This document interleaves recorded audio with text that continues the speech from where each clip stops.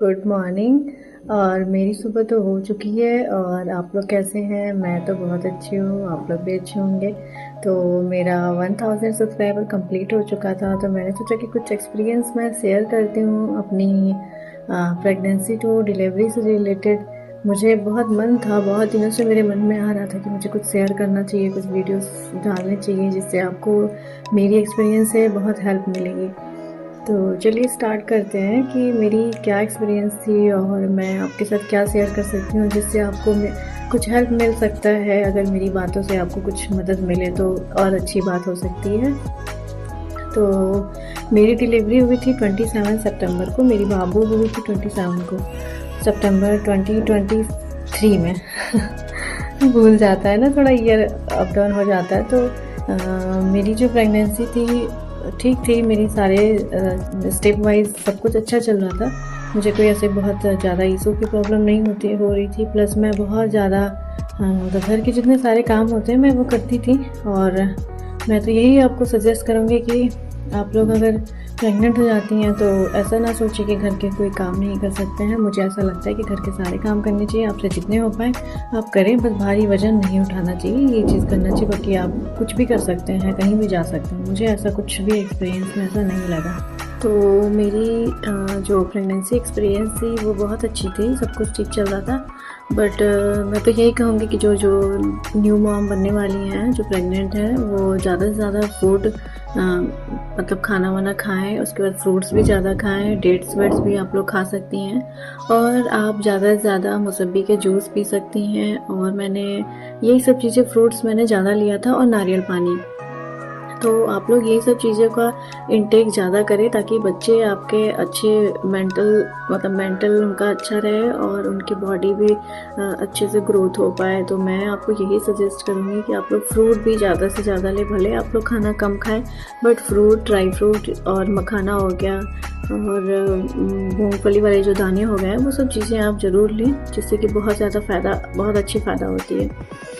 तो मेरा एक्सपीरियंस तो बहुत ही अच्छा था। बट जब मेरी डिलीवरी की टाइम आई तो मुझे 25 को ही पेन होने लगा था। बट ये आपको पता होगा कि आजकल का जो डिलीवरी के टाइम लड़कियों के साथ क्या हो रहा है कि जैसे उनको किसी को मतलब ऐसा होता है ना कि दर्द नहीं होता है या फिर किसी को दर्द होता है। तो मुझे मतलब मेरी थिंकिंग यही थी ना कि मुझे नॉर्मल डिलीवरी के लिए मैं ज़्यादा सोच रही थी। वैसे हर लेडीज़ यही सोचती हैं, तो मेरा भी यही मन था। और मैं घर के सारे काम करती थी, अप डाउन, ऊपर नीचे, सीढ़ी से लेके सब कुछ मैं सारा काम करती थी। बट तो होता है ना कि जो होना होता है वही होता है, चाहे हम लोग कुछ भी कर लें, चाहे कितनी भी कोशिश कर लें। तो मैंने तो अपनी तरफ से बहुत कोशिश की थी कि मुझे मतलब मैं नॉर्मल डिलीवरी करूँ, को बहुत आराम नहीं करूँ मैं। और आप लोग विश्वास नहीं करेंगे, मैं पूरी 9 मंथ मैंने पूरा काम किया। सिर्फ और सिर्फ मुझे जब 25 को पेन हुआ तो उसके पहले का मतलब मैं ये बता दूं कि मुझे ना ऐसा लगता था कि मतलब मुझे पेन होगा कि नहीं, या फिर वाटर लीक होगा या नहीं, मतलब बहुत सारे डाउट्स थे मेरे मन में। बट मुझे ऐसा लगता है कि मैं जो सोचती हूँ बस वही हो जाता है और मुझे लगता है कि और बड़ा चीज़ें मांगनी चाहिए। बट मैं यही सोची थी कि मुझे पेन होगा कि नहीं, और ये देखिए कि मुझे पेन ही हुआ सिर्फ और सिर्फ। तो क्या ही बोलूँ, आप लोग उससे ज़्यादा मांगिएगा भगवान जी से, वो ज़रूर देंगे। तो मुझे 25 को ही पेन होने लगा था थोड़ा थोड़ा, तो मैं उसको बर्दाश्त कर रही थी। बहुत ज़्यादा नहीं हो रहा था, तो थोड़ा थोड़ा हो रहा था, स्टार्ट हुआ था। तो 25 को पेन रात भर, दोपहर या रात में स्टार्ट हुआ। उसके बाद 26 का डेट आया तो मुझे थोड़ा डर भी लगने लगा कि क्या होगा, मतलब कुछ ज़्यादा प्रॉब्लम ना हो जाए। मेरी 9 मंथ कंप्लीट होने वाला था 27 को, जैसा कि मैंने बताया कि 27 सितंबर को मेरी मिसिका हुई है। तो 25 के बाद 26 आया, तो 26 को मम्मी, घर वाले भी बहुत परेशान हो गए थे, सोचने लगे कि मतलब कहीं कुछ प्रॉब्लम ज़्यादा ना हो जाए। तो इस वजह से मुझे डॉक्टर के पास 26 को जाना पड़ा, जहाँ मेरा कंटिन्यू चल रहा था। घर वाले मतलब ये सोचे कि अब तो हॉस्पिटल में जाना चाहिए, क्योंकि ऐसे घर में वेट करने से कोई फ़ायदा नहीं है और आप लोगों को भी वेट नहीं करना चाहिए। मुझे जहाँ तक लगता है कि आपका डेट अगर डॉक्टर लिख देती हैं आपके फाइल में, तो उसी डेट में ही आपको पहुँच जाना चाहिए, उसके पहले भी। तो 26 वाला दिन जो आया तो उस दिन मतलब हम लोग हॉस्पिटल पहुँचे, जहाँ मेरा ट्रीटमेंट चलता था, कंटिन्यू मैं दिखाती थी। तो वहाँ पे डॉक्टर ने बोला कि इनका मतलब कोई ऐसा सिचुएशन दिख नहीं रहा है नॉर्मल का, तो इनका ऑपरेशन होगा। और कि मुझे ना बहुत ज़्यादा डर लगता था ऑपरेशन से, मैं नहीं चाहती थी कि मेरा ऑपरेशन हो।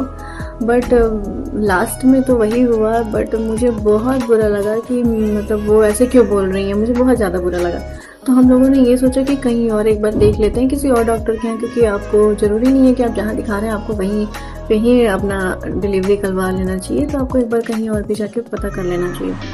तो हम लोग कहीं और भी गए। फिर वहाँ पे क्या हुआ कि वहाँ एडमिट करने के लिए बोला। तो फिर मुझे लगा कि चलो ठीक है, एडमिट भी हो जाते हैं, शायद आगे पीछे कुछ घंटे में कुछ ऐसा हो के सिचुएशन आ जाए कि नॉर्मल डिलीवरी हो।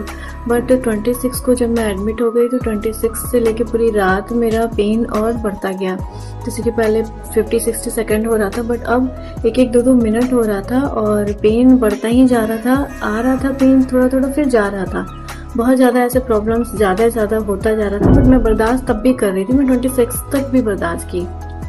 तो मैं 26 को एडमिट हो चुकी थी और मेरा पेन बढ़ता ही जा रहा था। उसके बाद फिर डॉक्टर्स के पास पेन वाली मतलब पेन बढ़ाने की भी इंजेक्शन होती है, तो फिर वो ट्राई कर रही थी। बट जैसे ही वो ट्राई की और मतलब बहुत ज़्यादा मेरा पेन और बढ़ता गया। बट मुझसे अब बर्दाश्त करने लायक नहीं था, मैं बर्दाश्त नहीं कर पा रही थी। फिर मेरी मम्मी जो थी वो बोली कि नहीं मतलब कोई ज़रूरत नहीं है इतना दर्द बर्दाश्त करने की, और पॉसिबल भी नहीं था, सिचुएशन ऐसा नहीं था कि आप नॉर्मल डिलीवरी कर सकें, आपका हो सके। तो इस वजह से मेरा फिर मुझे भी लगा कि बहुत ज़्यादा पेन हो रहा था। ऑपरेशन थिएटर तक जाते वक्त भी मुझे बहुत पेन हो रहा था। तो मेरा फिर फाइनली मतलब मुझे ना बाथरूम भी लग रही थी, तो मुझे बहुत ज़्यादा डर लग रहा था कि मैं कैसे वॉशरूम जाऊँ। वो लोग बोले कोई दिक्कत नहीं है, कुछ नहीं होगा। फिर अपना जो भी उनका प्रोसेस था इंजेक्शन लगाने का, वो सब कुछ लगाया और मुझे ऐसा लगा कि मैं तो एकदम सो गई, मुझे पता ही नहीं चला। बट हाँ, मेरी शायद आंखें खुली थी और वो लोग भी बीच बीच में मुझसे बातें कर रहे थे। तो मतलब मैं ना आपको ये बताना चाहती हूँ कि मैं ना खुद से बहुत प्यार करती हूँ। मुझे मतलब खुद की बॉडी पे कोई खरोच नहीं आने देना चाहती हूँ। बट मेरे साथ ऐसा हुआ, मुझे मतलब बहुत बुरा लगा उस टाइम कि मैं एक खरोच नहीं आने देना चाहती हूँ और मेरा ऑपरेशन हो गया। तो मैं बहुत दुखी थी, मैं नहीं बता सकती कि मैं कितनी दुखी थी। मुझे पसंद नहीं था ऐसा, मतलब मैं नहीं चाहती थी कि मेरा ऑपरेशन। तो फाइनली मेरा ऑपरेशन ही हुआ और मैं उसी को सोच के ही बहुत ज़्यादा दुखी थी। उसके बाद मेरी बेटी हुई, मुझे बताया गया, तो मुझे ठीक है सब कुछ अच्छा लगा। बट पता नहीं क्यों मुझे ये नहीं अच्छा लगा कि मेरा ऑपरेशन हो गया। अब क्या कर सकते हैं, जो होना होता है वही होता है। तो मैं बहुत सैड रहने लगी और घर में उतना शेयर नहीं कर पा रही थी। हस्बैंड से भी मैंने शेयर किया, बट कभी कभी होता है ना कि आपको कुछ देर में ही लोग समझ पाएंगे, तुरंत लोग नहीं समझ पाते हैं आपकी फीलिंग्स क्या है या फिर आप क्या सोच रही हैं। मुझे नहीं पता कि मेरा ऐसा क्यों एक्सपीरियंस था, कि मुझे क्यों बुरा लगा कि मेरा ऑपरेशन नहीं होना चाहिए। बहुत सारे लोगों का होता है, बट ठीक है, अब क्या कर सकते हैं। मैं धीरे धीरे मतलब उस ट्रॉमा से बाहर निकली। तो इस वजह से मैं आपसे भी यही कहना चाहती हूँ कि आप लोग पहले से प्रिपेयर है। मैं तो पहले से नहीं सोचती थी कि मेरा ऑपरेशन होगा। मुझे ऐसा लगता था कि मैं घर के सारे काम करती हूँ तो मेरा नॉर्मल डिलीवरी हो। तो आपसे मैं यही बताना चाहती हूँ कि आप लोग भी पहले से प्रिपेयर रहें। कोई बात नहीं, ऑपरेशन होना बहुत बड़ी बात नहीं होती है। और फिर मेरी फ्रेंड्स एंड मेरी मतलब फैमिली में और भी लोग हैं, उन्होंने मुझे समझाया। मेरी एक भाभी हैं, उन्होंने भी मुझे बहुत अच्छे से समझाया। एट लास्ट मुझे उनकी ही बात समझ में आई। मैं 1-2 महीना बहुत परेशान रहती थी। तो उन्होंने बोला कि मतलब आपका बस हर जगह लग सकता है, बट आपके बॉडी में आपका बस नहीं लग सकता है। तो जाके मुझे ये समझ में आया कि शायद सही बात है, हम हर चीज़ कर सकते हैं पॉसिबल, बट अपने साथ के बॉडी के साथ, जैसा कि मैंने कहा कि आपके बॉडी के साथ आपका बस नहीं है, तो वो सही बात है। आपके बॉडी के साथ आपका बस नहीं चल सकता है। बाकी आप दुनिया के कोई भी काम हो वो आप पॉसिबल कर सकते हैं, अपने खुद से पॉसिबल कर सकते हैं। तो इस वजह से मुझे तब जाके समझ में आया मेरी भाभी की बात, और वो बहुत अच्छी हैं, बहुत अच्छे से बात करती हैं। तो तब तक मैं 1-2 महीने बहुत परेशान रहती थी इस चीज़ को सोच के। बट अभी ठीक है, मुझे फिर भी मन में आता है तो मेरे आँख में आंसू आ जाता है ये सोच के।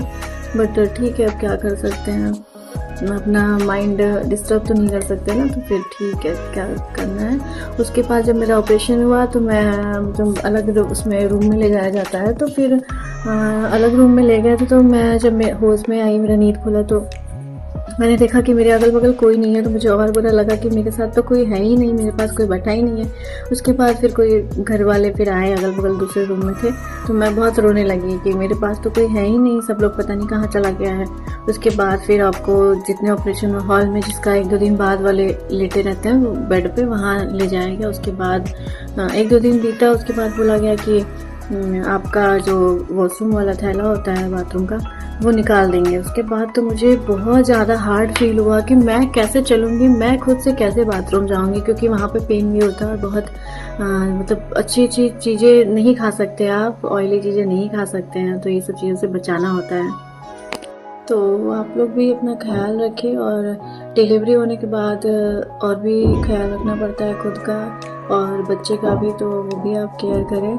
और जैसे मेरा मतलब डिलीवरी होने के बाद मेरा पेट क्या हुआ था कि एकदम अंदर चला गया था, क्योंकि ब्लड वर्ड होते होंगे तो ज़्यादा निकल जाते हैं, तो इस वजह से फिर अपने आप को रिकवर होना पड़ता है। तो मेरी मम्मी ने बहुत ज़्यादा खिलाया पिलाया और ढेर सारे घी डाल के भी खिलाया, जिस वजह से मैं गुस्सा होती थी कि मेरा कहीं पेट ओवर ना हो जाए। बट ठीक है, उस टाइम के लिए रिकवर होने के लिए बहुत ज़्यादा ज़रूरी है, और मैं धीरे धीरे रिकवर होने लगी, क्योंकि मैं बहुत पतली हो गई थी, बहुत ज़्यादा पतली हो गई थी, और मेरा वेट उतना मतलब बाबू थी तब भी उतना मेरा वेट नहीं बढ़ा था, नॉर्मल ही था। तो इस वजह से मैं कहूँगी कि आप भी ज़्यादा से ज़्यादा खाइए। अगर खाना नहीं खा सकते ज़्यादा तो ड्राई फ्रूट्स एंड फ्रूट और जितने भी मखाना लावा ये सब चीज़ें होती हैं, आप उसको ज़्यादा से ज़्यादा खाइए और अपना ख्याल रखें। तो मेरा ये एक्सपीरियंस था। आप बताइएगा कि आपको कुछ मेरे एक्सपीरियंस से मदद मिली या नहीं, और आप लोग प्लीज़ मेरे चैनल को भी सब्सक्राइब करिएगा और मेरी वीडियोज़ को लाइक करिएगा, और आप लोग अपनी लाइफ में एंजॉय करिए और अच्छे से ठंडी को भी एंजॉय करिए। Thank you.